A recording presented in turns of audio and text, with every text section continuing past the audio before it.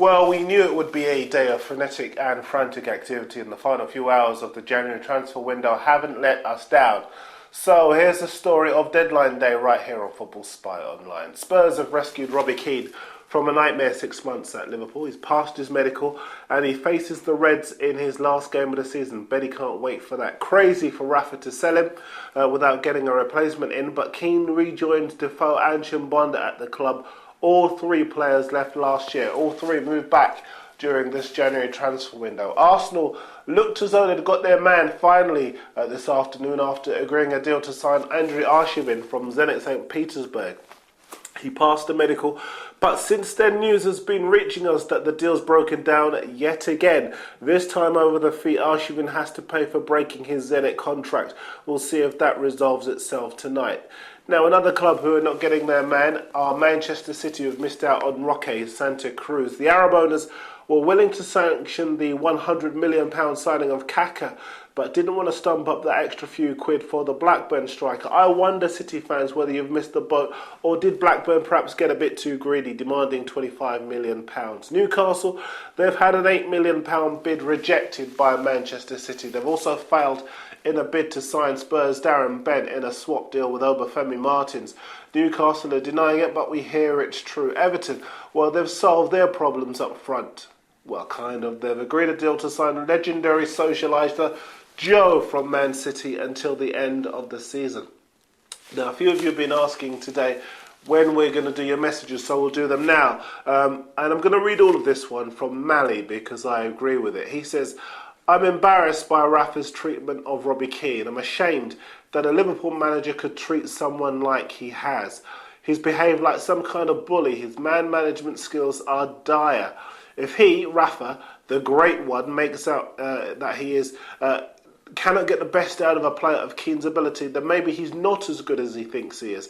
His tactical knowledge of late has cost us points in games, and he's now left us short of striking cover. Not even a right winger to replace and help out. If, as it was suggested, he didn't buy Keane and that Parry did, how childish and bigoted. I'm not playing him because of that. Pathetic.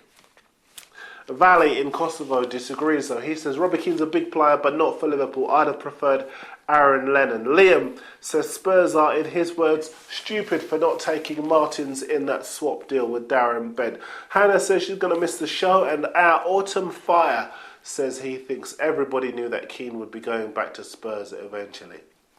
Hayden Morrison just finally wants to know if Fiorentina managed to sign Branislav Ivanovic from Chelsea. We don't think they did, but we're expecting confirmation in the next few hours. Also that they were in for the Inter winger Ricardo Quaresma. We'll let you know how that goes. Now, Hull City boss Phil Brown's pulled off one of the late deals of the window with a surprise raid on Everton for striker Victor Anichebe. Wolves have pulled off the signing of Hearts captain Christophe Berrad. Tal Ben Haim set his sights on helping to drag Sunderland away from the drop zone after completing his loan move from Manchester City. Stoke have signed Henry Camara on loan from Wigan until the end of the season. Fulham have signed French midfielder Olivier Dacour on loan until the end of the season from Inter Milan. They've also let midfielder Leon Andreasen go to German side Hanover on loan until the end of the season. And they've also handed a new contract to skipper Danny Murphy, done really well this season.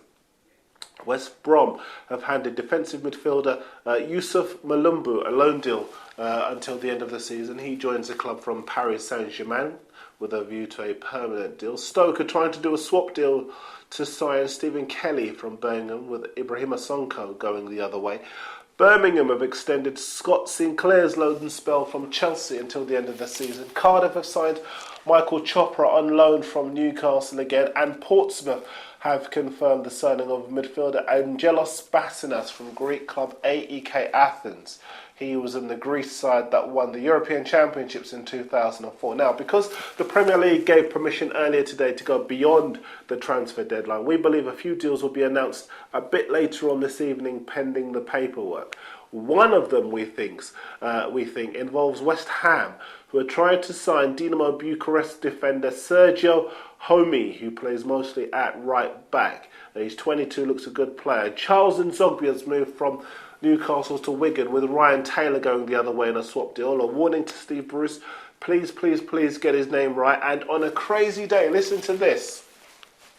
The FA has confirmed that no disciplinary action will be taken against Chelsea defender Jose Basinwa for his challenge on Liverpool's Yossi Benayoun. Very, very bizarre indeed. And the last word goes to Wigan's Olivio Capo, who chose 10 minutes before the end of the final day of the transfer window to demand a move this month. This is what he said on the Press Association wires timed at 4:51 this afternoon. He said, "I never felt good in Wigan. I want a loan this winter to play. Even in France, I'm ready to face any challenges. If I stay at Wigan, I'm going to have a blank year." Are you going to tell him, or shall I? Thanks for watching. I'll see you soon.